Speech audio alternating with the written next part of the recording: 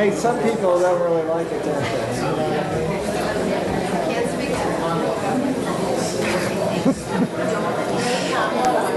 What? What?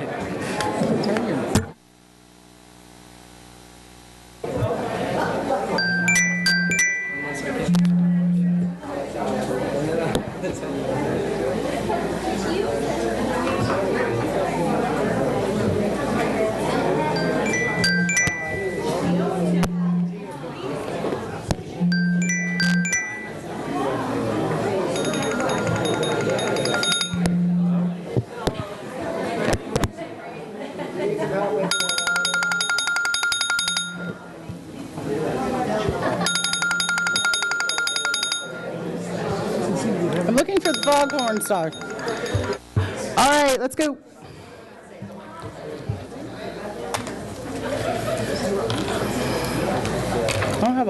We don't have a script for this one, do we? Not really. Okay, so folks, we're moving on to facilities work session number 7, 4.02 for today. This is on Legacy High School acceleration. And in discussing with staff and Mr. Velkoff, I've come up with a way that I hope will help us facilitate if everybody will join me in cooperating and helping me, helping you, helping me stay on time. If we look at the schools that are affected in the queue by this discussion, from my calculations, I have Ms. Reed, Ms. Evans, Ms. Strauss, Ms. Hines, Mr. Stork, Ms. Derenak-Kofax, and Ms. McLaughlin have schools that are specific. You do too? And at large. So if the folks that are more likely to be affected than not could be given way, if we could yield to them, I would appreciate it. There's no hard and fast. I'm not changing the rules. I'm asking you to have some level of courtesy for the colleagues that would be specifically impacted by this discussion. So, Mr. Plattenberg, are you running the show, or is the real person running the show? Thank you very much. Yeah, staff was tasked with taking a look at the Legacy High School discussion, the acceleration, and while we realize that we have over an average of 50 years in the average life of our infrastructure of our facilities, and we have, through the IFC and many other avenues, looked for alternative funding, we simply don't have a silver bullet to accommodate this request. So there was further discussion about what we can be doing in the interim. Is there anything that we could do? And one of the things that we were tasked with doing was to see what the impact would be based upon our current protocols to take a look at advancing the legacy high schools. And we felt that in coming back, we identified, Mr. Sneed and I had identified a listing of schools that would have to be, that would be impacted in order to accelerate. We were hopeful at the beginning of this discussion that through the IFC we would gain quite a bit of recognition, and although we did get some recognition, more funding through those and ability to increase our cap on our debt service, which would free up some capacity to accelerate some of the older programs and schools that we have in the out years. We do feel that we are in a good position of moving forward the design for specifically Falls Church High School to the 2017 bond referendum. And I know while a lot of people don't feel that is enough, we also do feel that we could be addressing a lot of the maintenance issues that we've seen going on, or not going on, more importantly, through walkthroughs and working with the new administration there, and also the elected officials representing these areas. But as you can see by the chart that was prepared, based upon the current programming, this does take into consideration the additional funding that's anticipated from the Board of Supervisors through the shift of our maintenance funding and what they called major maintenance funding in those discussions with the IFC. You can see it does impact a number of schools. And so from staff's perspective, you know, we wanted to provide this information so we could have this discussion at the workshop. And we specifically asked staff to limit the presentation on this part of the work session because we felt that the bulk of the work would want to be done by board members through discussion. So that's kind of the sum total of it. So I'd like us to get right into the discussions. We're done. We're out. No one? Anyone? Yes, Ms. Evans. Well, I'll start us off. And first of all, I appreciate your working on this. I guess it did come down to just the one high school, really, Falls Church, even though we had couched this as accelerating the legacy high schools. But in the end, the only one that really required acceleration, as I understand it, is Falls Church, that the others are on track. So I guess I'll just start by asking a general question about educational impact. If we followed this path, this alternative path, then we would be accelerating Falls Church in the renovation queue, and delaying some schools by a year or a year and a half. And I guess I'm thinking, to my point of view, our high schools, renovating high schools would seem to me to have a greater educational impact on our students. When Ms. Reed and I recently went to Falls Church High School, and we did another tour of the facilities to take a look at where we were with them, and we were looking at some very outdated science labs, for example, and with certain things that weren't really working, faucets that weren't working, and things of that sort. Hoods where we're told, well, they meet standards, but they aren't quite. They really aren't like you were going to get in a fully renovated high school. So, do you have a sense, or maybe this is, I don't know if this is outside your purview or not, but I'll ask the question anyway, what the educational impact is on renovating a high school versus at different levels? The question is renovating the high school versus different teams. Well, the impact, the educational impact on a high school renovation versus other renovations. Versus elementary or Right. intermediate or Right. middle school. In terms of the interpretation of the impact on the students, I can't really make that call from an instructional standpoint, to be fair with you. I guess another way of looking at it, we don't have our new ed specs yet, but I would think that at the high school level that we would have, for example, really high ed specs in terms of science labs and things like that. So, and that's an area where at the elementary school level anyway, we don't need elaborate science labs, but we do at the high school level. So, I guess that I'll make the comment, then I'll just make it my own statement, that I think that the impact is a higher level impact at the high school level, to make sure that those facilities are up to date in terms of things like science, with music programs.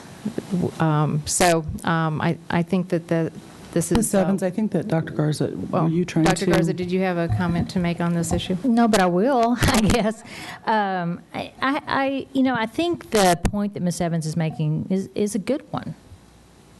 But it would have to be reflected in the CIP as a priority. If, in fact, the board said, for these reasons, we're going to more heavily weight potentially a high school because of the science labs and that kind of thing. I think it's certainly worthy of a conversation for the board to have around the CIP in the future. I think where it gets problematic is how it affects schools that have already been listed and essentially promised.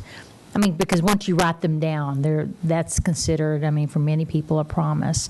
But I think down the road, I think it is a worthwhile question for this board to talk about. Is there a reason to prioritize, science labs at the high school, for an example, about educational impact? So I'm just going to say I think that's a worthwhile conversation.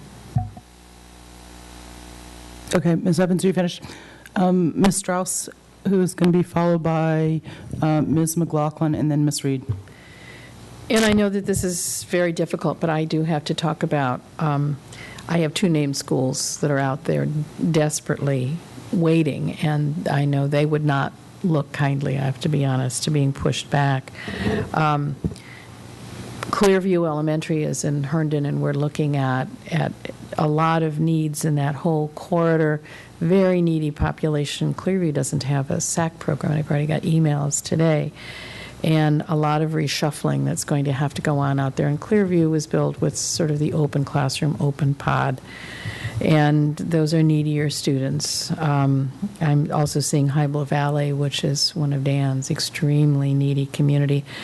And Cooper Middle School, and that, again, the whole region being impacted by Tyson's, and we desperately need that program. We're trying to figure out, obviously, the AAP stuff, but we are expanding populations, and we've got to rebalance between Longfellow and Kilmer and Thoreau, and Cooper's in that mix. And one of the bitter pieces for the community is that Cooper has not been renovated and is far down the list, and the community is pushing very hard to get Cooper done for instructional reasons, and that is, we are going to have to do some major things in that whole region because of the redevelopment. So I know that the communities involved, at least in the schools that I represent, would be very, very upset if, and particularly since they're named, if we took them out of the list that they are depending on and are pushing very hard to get pushed up in the list themselves, and don't understand why this can't be done sooner. So that would be the reality of the discussion I would have to have with the community. So I could not support taking, since they are named, I could not support taking them out. So, Mr. Palmer, do you want to do this now, or do you want to do this later? I would hope that we'd go through the discussion of the different board members, some of the questioning, and then I'll go through some of the additional information that have been requested. Right, because one of the things that they have that I asked for during the work session preparation was the total number of seats that are going to be added through each of these, or potentially taken out, and what that does to capacity. So we'll get to that at the end. Ms. McLaughlin? Here's where I'm struggling. So for my district, Frost Middle School would be impacted. And having just had all 3 of my sons go through Frost in the last 6 years, I got to tell you, I would have no problem as a parent that Frost would have been pushed back 1.5 years, because I've seen what Falls Church looks like. And I know what my children's educational experience has been at Frost. Even with the reported overcrowding, there has not been a day that my children have not valued and appreciated the incredible education they got at Frost. So that's just my measuring stick in my district, that I look at it and say, if this is what we're worried about, of pushing back a school for 1.5 years, knowing that, as everyone who's studied the history on Falls Church, they have not been renovated yet.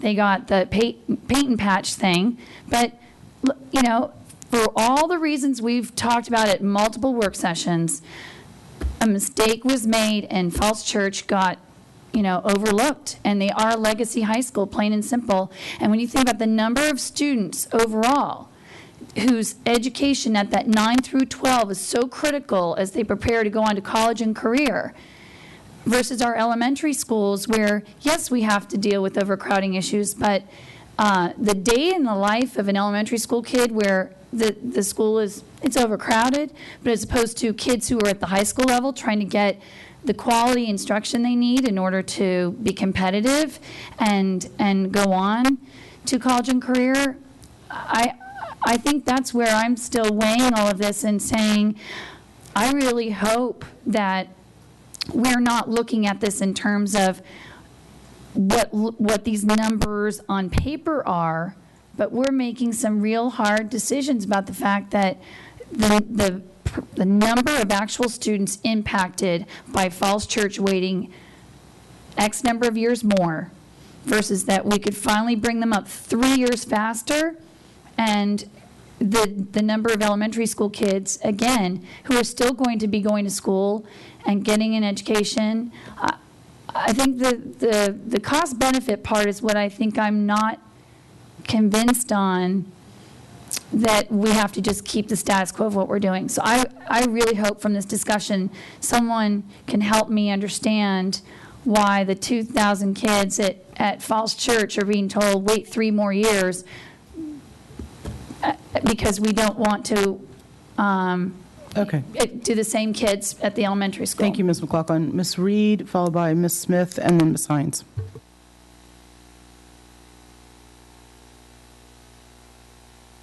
Thank you. I actually was just busily sending my colleagues a picture taken at Falls Church High School so they could just get an idea of what we're talking about, a picture of one of the science labs. A couple of things I'd like to say about this issue. One is that we all share all of these schools. We must represent all of these schools. And yes, some of the schools on this list are also schools where I have a majority of students. But I think we have to take a step back and look at what's best here for our students and for our high school students as we prepare them to go out into the world.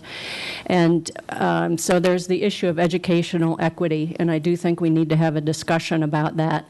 There is a competing issue associated with queue jumping, and I understand that. But I do think we have an opportunity with the $13.1 million that we'll be receiving from the Board of Supervisors starting in FY 2016 to have a discussion about where we should spend that money. Perhaps before we just automatically put it into the pot and move up the queue, perhaps we have a discussion about, in this particular instance, does it make sense to address educational equity before just immediately going forward. So I would like to have that discussion. You've heard a lot about Falls Church High School over the years from those of us that have been concerned about this for years. It is a Governor's Health Science Academy. Did you know that? How embarrassing for us. When you look at some of these pictures, we're supposed to be preparing students for jobs in health sciences, and my gosh, the conditions there, many things don't work, and the teachers are embarrassed to talk about it. And it's just something that it's like this dirty little secret that we need to let people know because it's affecting our kids' education. There's a planetarium that's using 1968 technology. We were briefed by the teacher there, and he said, you know, these lights that aren't working, they don't even make those lights anymore. They can't be replaced. So these are the kinds of issues, and staff may not even know about some of these things. I don't know to what extent these issues have been communicated all the way up the chain, nor do I know how many are categorized in terms of the maintenance category versus something that we might call educational equity, and perhaps might be something to discuss with this $13.1 million. I will also say that Providence District has received some proffer funding of about $200,000, and we're putting that towards something in Falls Church High School, and we've been working with staff on that and with the parents and the principal to try to determine what things we might be able to do there. So trying to get very creative, even looking to businesses perhaps to help provide partnership opportunities. But my plea here again is that we all share all schools and that we look at this from the perspective of educational equity for Falls Church High School. Thank you. Okay, thanks, Ms. Reed. I have Ms. Smith, Ms. Hines, and Mr. Stork. A clarification question, and then I have some comments to make. In the third paragraph of the agenda item, it says that in order to perform the planning necessary to be able to begin construction funded by the 2017 bond, not plan.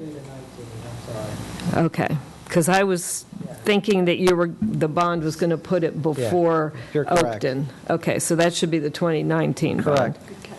Okay. Oh, no, I'm sorry, ma'am. I'm sorry. In order to accelerate, Oakton would be in the 2017 bond, and this acceleration on in the chart is an attempt to move Falls Church's construction into the 2017 bond. Okay, it's correct. Okay, so I obviously have a concern about that we would take Falls Church and they would get their construction funding before a school like Oakton.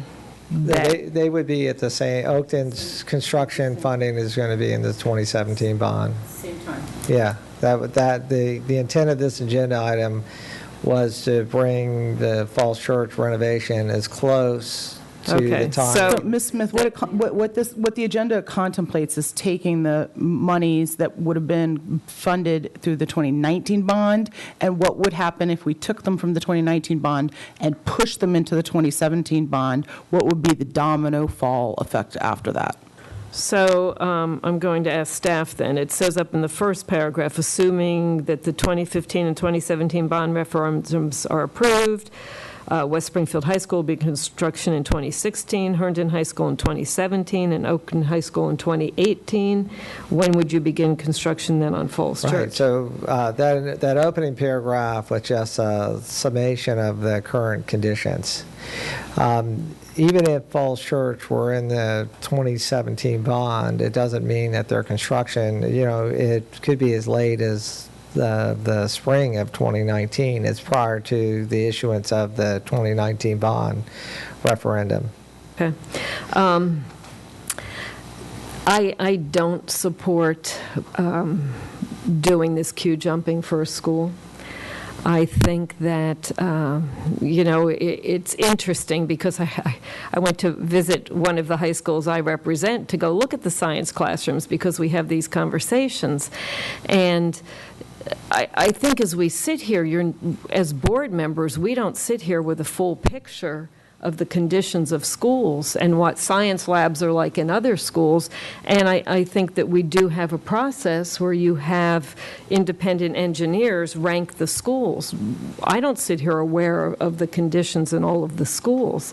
And as much as I'm sure there's a number of schools where we wish the science labs were as great as newer schools or other schools, it doesn't mean we're not in a condition to provide the curriculum that we need to provide. And we do need to make sure that if there needs to be work orders to correct things, that things need to be corrected.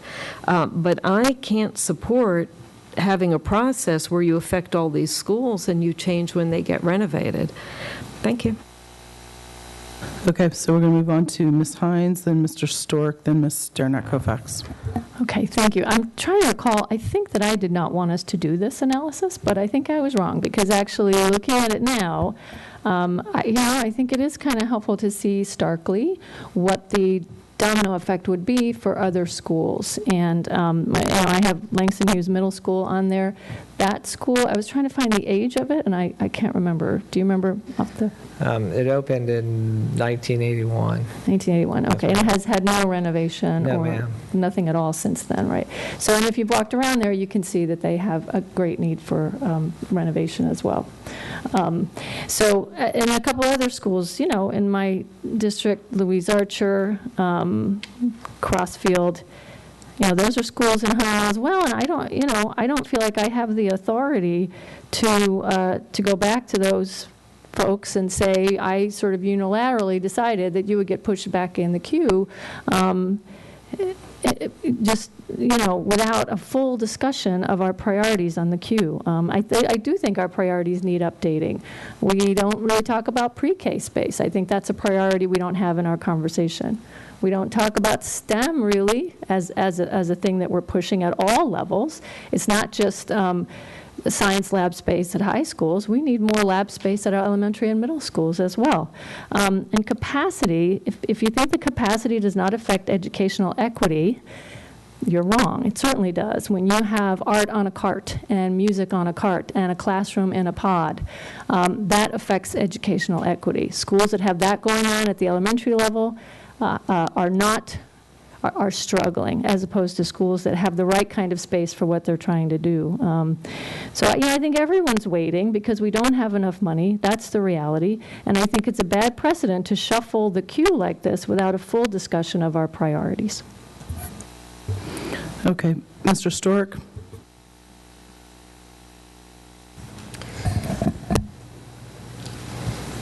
If we weren't talking about a high school, I would not even want to spend time on this, but it is different. High schools are different. Expectations are different, not only about what we offer and the quality of the physical facilities. And especially, I would say, the expectations of the community, not only the community that's directly served by that particular school, but also the broader community and what our high schools need to be representing.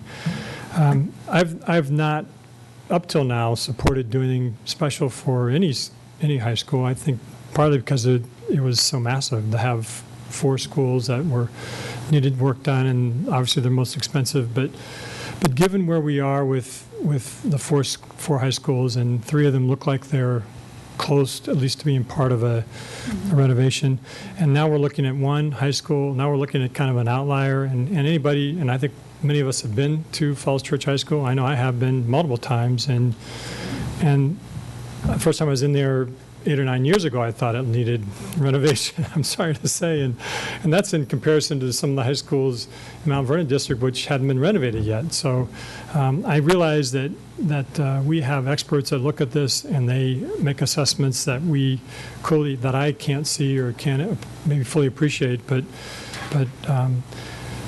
I think we have an opportunity to do something more than we've done.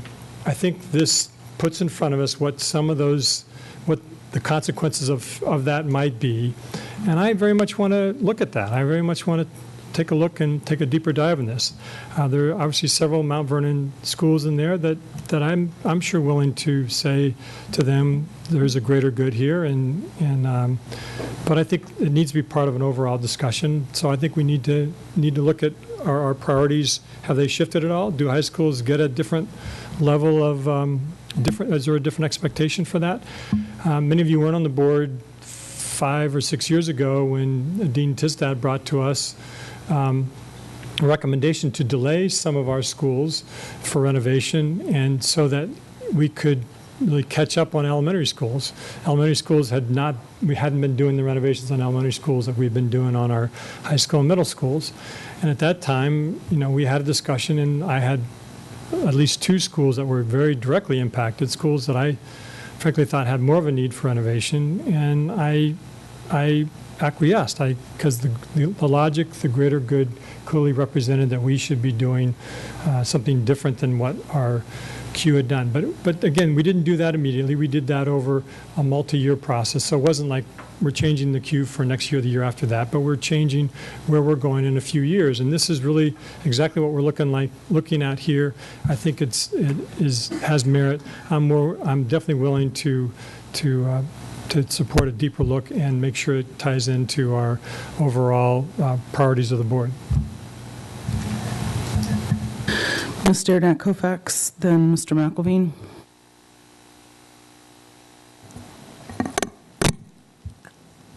The issue here is cash. It's money, and as I look at this, it's like a no-win situation either way. I hear what my colleagues are saying about the school in question, but I'm also looking at the educational equity of all the schools there, putting off construction for some of the neediest schools with poverty rates of 89%, 82%. And vastly overcrowded, the elementary schools of Hibla Valley, Mount Vernon Woods, and Bellevue. It's robbing Peter to take Paul, or to pay Paul, right? I have serious concerns about jumping the queue in this manner, and right now I wouldn't be in favor of doing this. I think at some point, and we do talk about the CIP, we have to talk about what do we want to change, but to kind of do it in this manner, I don't think is a good precedent to send, and so I would not be in support of it at this time. Thank you, Ms. Dearnat-Kofax. Mr. McElveen. So I think we could all agree that the situation at Falls Church would be better if we actually had classes in the bathrooms, because those have clearly improved quite a great deal. And I do want to thank you guys for the great work you did with those and at our other legacy high schools. The unfortunate thing is the onus is put on us with this issue, when really we should be having the supervisors take a field trip to these schools, as Ms. Dearnat-Kofax mentioned. But I did want to ask have we scheduled our charrette yet? I feel like I ask that every time, but Pam? I don't know. We have not, okay. Well, I do hope we do, because I think that's when we can discuss some of these issues about renovations and where we're going with them. So, and I would ask the chair to put that on chairman's meeting. Thank you. Okay, I'm going to go ahead and speak. So I agree that that a high school potentially has much greater significant impact to student achievement. I think that we, the board, and previous boards have created the problem of a sacrosanct queue for the sake of a sacrosanct queue, and that it isn't necessarily a best practice. And I say that, and I have, to this board in particular, to the previous administration, to Dr. Garza, Mr. Plattenberg, to your predecessor, repeatedly sent copies of the Prince William County CIP, which is the second largest school division in the Commonwealth. And the reason I do that is because of a host of reasons, not because I think they're better than we are, but because I think it's a good idea to look at the way other people approach, particularly in a neighboring jurisdiction, some of the difficult matters that are before us. And their CIP says that it enables the school division to address changing enrollment patterns and utilize facilities in ways that are consistent with sound educational practices. It is a cumulative process that builds upon the prior year's plan, and that it is a general guideline for the next 10 years. It provides general guidance.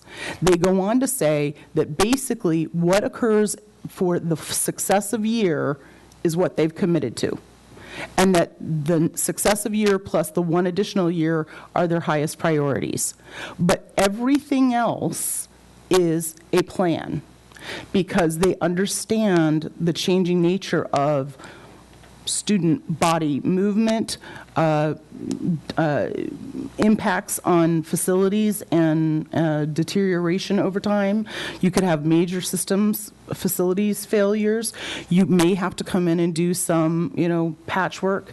So I think that there are things that change over time. And as Ms. McLaughlin says, it could be that some of the schools on here, and I don't mean all of them, because I think that there are some, particularly where there's capacity changes or capacity needs, are too critical to impact.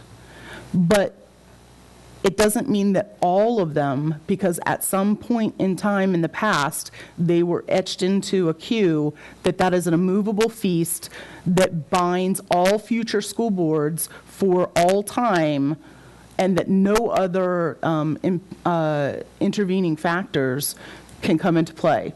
And so, in my opinion, it is the duty of each board to look at the total picture and the total educational impact, and as Ms. Reed said, the total, and I think Ms. Hines said, the equity in the delivery of education and what that total impact will be on student achievement. And if there are individual schools that could aid in moving, something like Paul's Church forward, then that needs to be done. It could be that it's not this whole list, but I think that as long as we remain with our feet in concrete to a queue, that we are stuck on a practice that was passed on to us at some point in the past, and it might have been the right place at that point in time, but it doesn't mean that that's the right place in perpetuity. We have to take in the total impact of all of the circumstances, financial, cost of construction, the availability of construction when you have a downturn in housing and commercial construction. You have a plethora of people who can do it, and so construction costs go down. So all of that, bond what our AAA rating is, how much money we could bond, what our discussions are with the Board of Supervisors. I mean, lots of things come into play, not just a Q etched in stone. So I have 3 go-backs at this point. We're doing extremely well on time. I'd like to keep us on time because we have another very difficult work session after this in the Blueprint for Change. I have Ms. Reed, Ms. Strauss, and Ms. McLaughlin. Ms. Reed. Thank you. This is a very productive discussion, and I'm happy that we're having it. I had a question about how we're approaching this. And I remember a couple hours ago in another work session that we had, Mr. Plattenberg, I applauded you for the idea of creative thinking and trying to pursue more of a boundary light approach versus a full-blown boundary study, because it's more nimble and you can do more of them. What if we did a similar type approach to Falls Church High School and the idea of the Q? Maybe, call it an education upgrade, or I don't even want to use the word renovation light, because I think renovation implies we just want a school that looks better. And what we're talking about is the fact that the kids aren't getting the education because things don't work, right? And that's different. And so I wondered if that might be something to consider. In other words, we're not saying, boy, we need that whole $13 million and we're going to take it all and do this great renovation. I'm not saying that. I don't know about anybody else. But what I'm saying is, could we be creative and maybe take a portion of that and agree as a board that we could upgrade the educational facility here, and then the rest of it continue the Q as you see fit until we come up with a better system. So I wanted to offer that as acknowledging and hearing what my colleagues are saying, and I agree with you. This is the process that we have, but according to Ms. Schultz, and I agree with her, it doesn't mean we always have to follow the exact same process, and I think this is a compelling reason for us to stop and talk about whether in this particular case we might be able to do something. Not everything, but something that would upgrade the quality of the educational opportunities for the kids in that school. What do you think about that? You all are very creative. What do I think about that? Clearly, this whole discussion is about limited resources and greater needs. And we keep trying to get around it. The challenge is that we have these needs that are compelling, that go beyond just one school, whether it's one legacy school or other schools. I think that, and with the additional money, because there was acknowledgement of these competing needs and the demand for greater resources to come, albeit short-lived and not really enough, it does advance the design for this school to 2017. And therefore, it does move, and it gives the opportunity for that advancement. Now, as I've heard in the discussion, and don't disagree with, it would be much more fortuitous for us if everything could advance even further. Because that's really, somebody had mentioned it, we're dealing with money here. Because we do have competing needs. If you look at Mount Vernon Woods, Bellevue, that flows into the Route 1 corridor discussion. And how are we going to address those capacity needs? And one of the questions that was asked at the meeting manager meeting was, well, what about capacity? Program impact was discussed. And capacity issues are in conflict sometimes, and you're looking at displacement of approximately 1,600 seats for 100 seats. Well, we're not just talking about seats. So the creative thought from our perspective, and perhaps not ingenious, or the ingenuity factors might not be ripe, but it really is looking at what are the points. You would forward me those same pictures, and I was disgusted, displeased, disappointed, and discouraged. It's a lot of D's. But I also looked at it as my opportunity to fix the things that I can control that I find unconscionable, much like we have through the bathrooms, much like we have to continue to do in areas that aren't working. Now, that doesn't get to a full-scale renovation. So the innovation, the creative ideas that you've had, where you've pulled back proffer money and said, no, I want this to go to Falls Church, I think that's pretty creative, and I think that's pretty innovative. The other critical piece is identifying those areas between those. Okay, the maintenance items I need to knock out and get out of the way. and my staff have committed to, and I am going to keep the fire under their belly because they've been identified. And the one thing that I've been asking for is clear identification of the problem. So I think there needs to be a further dialogue with those that are afraid to discuss the issues in days of Christmas past, if you will. Because when people are coming more, whether it's members of the community who have spoken to me about things that haven't met the need, we go check them out to see what the real problems are. Now, that doesn't get at the greater issue. That gets at the immediacy of meeting to the best of our abilities the needs while we continue to look at how we're going to address this situation.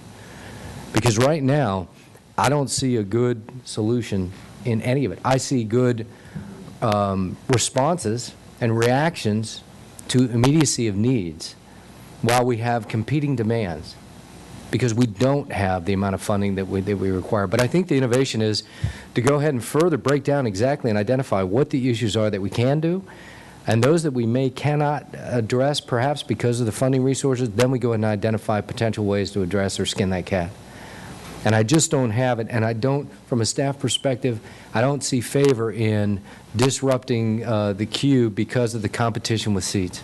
But I think the representatives of this area have done an outstanding job of representing their interests and pointing out and getting more information than I was even getting from my own folks. I don't really know if that helps, but that's all I got. I have two other go-backs. I have, no, I have three. Ms. Strauss, then Ms. McLaughlin, then Ms. Evans. One of the things that we have, that we strive to do in Fairfax County, and I think it's had a good result, is that we try to make sure that the renovation or building queue, once it's made public, that we try to hold to it, because then from the community standpoint, when they go to vote on a bond, there's a certain amount of trust that while the bond doesn't tie our hands as to exactly how the money is going to be spent, the community does expect that we will fund and get to schools in the, particularly once they're named, in the order in which they have been named. Other schools and communities where the bonds are not passed, it's a huge disappointment. You talk about pushing schools back in a queue. If you lose a bond, you're in real trouble. And we have not lost a bond since the 1970s, partly because, to their credit in Fairfax County, we have developed a process of third-party evaluation of the needs of a school. School board does set the educational specifications and the parameters of this, but then we go to a third-party look to establish what are the real needs, often that are not seen or understood. You go to an engineering study. And once in this county we went to that, we have had good, solid support for the passage of bonds because the community feels they can trust the process, and there has not been a changing of the queue once the school is named.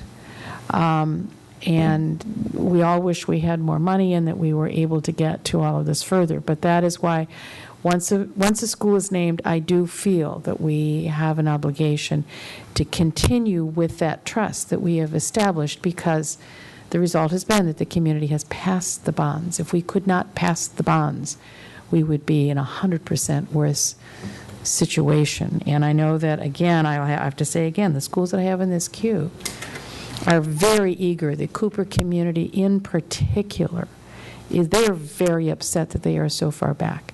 And they bring up the same situations. The custodians keep the building clean, which is lovely, but they have the same issues with adequate space, with science labs, with all the rest of this.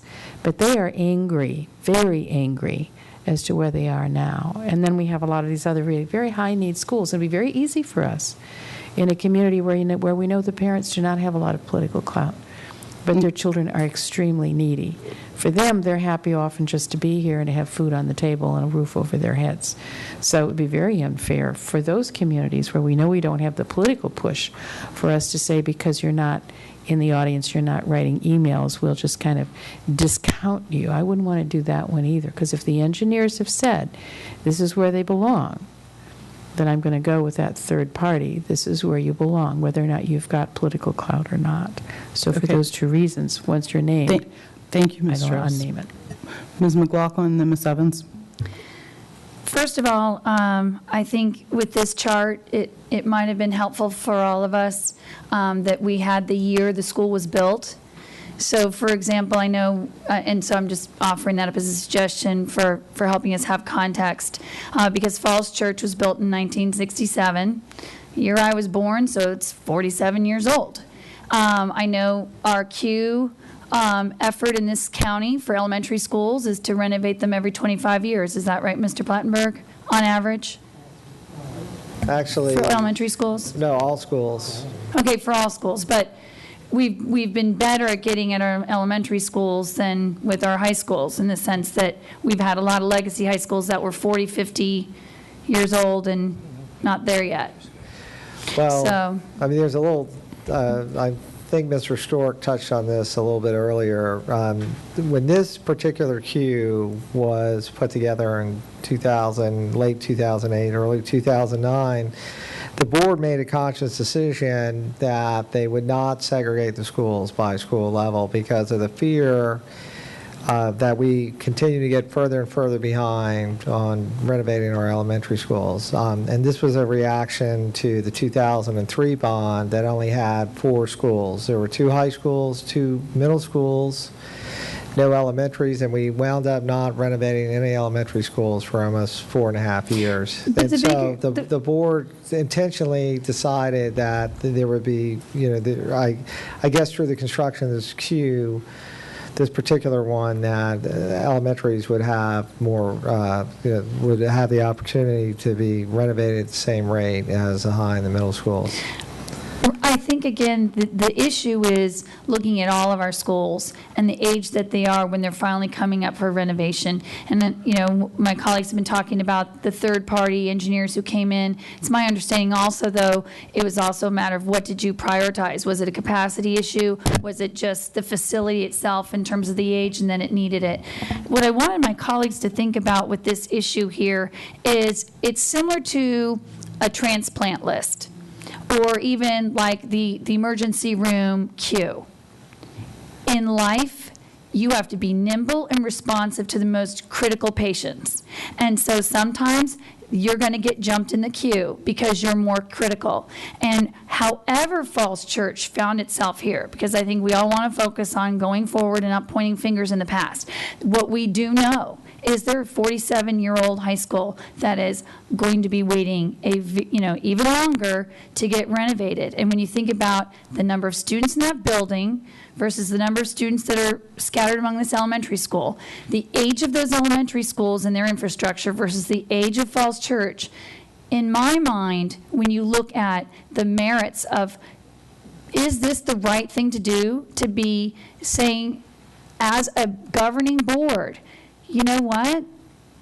It may not be our practice to queue jump just because you had political clout, but actually we allowed the queue jump because an oversight occurred, and the merits of this school needing to be renovated are justified. And I feel very comfortable that, as Ms. Hines pointed out, yes, we would bring it out to the communities and talk to them about it, but we would also be saying, consider all of this information, where your school is, where your infrastructure is, how old you are, and how many students you're affected, versus look at this school and look how many more years they're going to have to wait.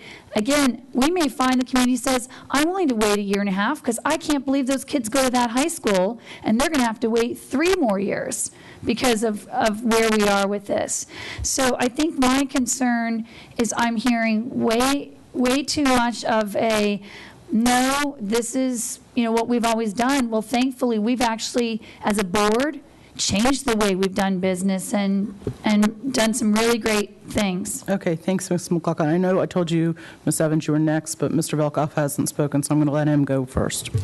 I learned a lesson a few months back when I visited a school, and I became aware of a facility problem at that school, and passed along the word to my good friend Mr. Plattenberg, whose response at the time was, it would have been nice if I'd known about this. I could have done something. Well, I learned a lesson, okay, which is that there is a process, and sometimes the process doesn't get followed. And then I'm thinking of the discussions that the audit committee had about making sure that the training goes all the way down to, Dr. Garza, as you say, the campuses, so that the principals know that they've got to report these things. There is a way to get them done, and I know that these folks will take care of them, as they know about them.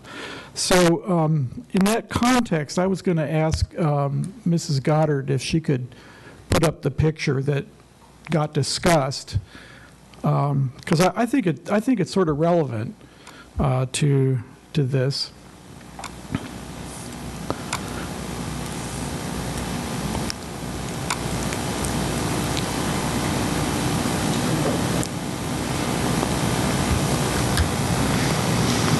So this was the picture that Mrs. Reed sent around, and it shows a sink in a science room that looks pretty bad. And my concern here is, I think Mr. Plettenberg reacted with, gee, if I knew about this, I'd take care of it. And I don't know whether this was reported or not, but that's something to keep in mind, is that individual instances, we do have practices in place to take care of these things.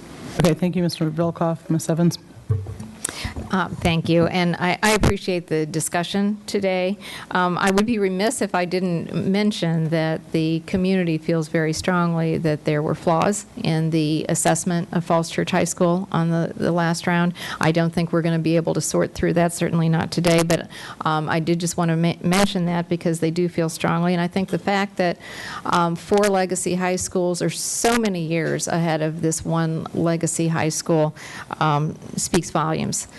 So, I think that would be one argument to make.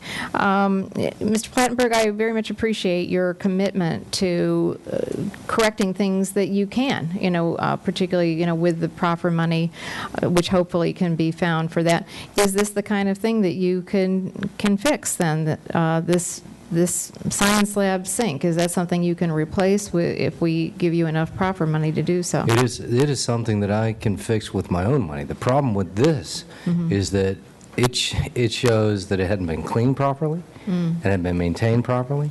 And if it was deteriorating at an early stage and brought to someone's attention, and I'm not talking about a classroom teacher. So make no mistake about that. I'm talking about there are a lot of people in the mix that can bring things to our attention, which I constantly say. I give the bathroom analogy. Right. I've got students telling me that there are bathroom issues that I go out and look at and say, my own folks should be telling me this, whether it's a maintenance worker, whether it's a painter going in there in the evening. And I spoke with a few painters the other day. I said, when you walk in these facilities, whatever you see, we're all in the same family, folks. It's our house. If you see something that's not right, if you see it, report it. So in this case, there are many different folks who really, can share the pain on this one, including me. But once it's brought to my attention, I can definitely address something like this.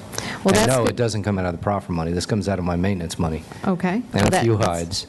Well, that's good to hear. And the principal, after our tour recently, did give us a prioritized list of things that he would like to see replaced and maintained. So certainly it would be great for us to go through that list and see how much can be done. Now, clearly, there are some things that just can't be done until a full renovation, the things that are behind the wall. And one other thing I would like to throw out there just as part of the conversation, when we talk about the equity issue, I do think part of our conversation should be the impact of facilities at our particularly highest needs schools. We've had a report on the tipping point and the impact that the tipping point has had. This isn't directly on point, but I think we do have some schools where we have more challenges, and that's a discussion that we should have, whether those schools get, an extra point or two, for the fact that those are higher needs schools with students. Thanks, Ms. Evans. So, Mr. Plattenberg,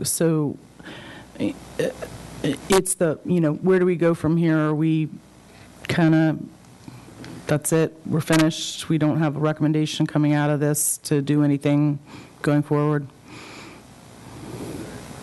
I don't, I'm just trying to see what the next step is. The plan from here is to just. From the standpoint of, from the staff perspective, in looking at this, we identified the impact given the current environment. Now, there's been discussion about changing the current environment and the current practice and the current way of looking at things. When you look at legacy schools and you talk about when they're going to occur, whether it's West Springfield, whether it's Oakton, whether it's Herndon, you look at the bond cycles that each of those, when each of those constituencies, I'm sure would have wanted them done before when they're planned to be done. And I look at Falls Church, and I've met with a number of those folks, and I've walked around that facility, and I understand totally the passion behind it, especially when I see things like this on top of it.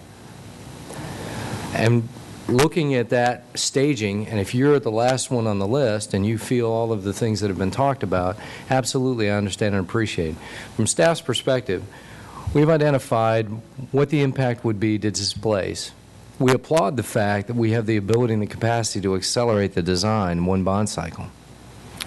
And we feel that that's encouraging, coupled with maintaining a vigilant focus on keeping the things that we do have control over. The fact that we have the ability for proffer money, and I'm speaking for somebody else who has capacity for that, but the fact that there are such resources is again encouraging. Now, it doesn't get across the end goal, but it advances the ball much more than I think has ever been had through any of these discussions. Well, and I think that Ms. Reed alluded to this, and it's something that I brought up before, is the idea of corporate partnerships. And I know that's something previous boards have eschewed, but,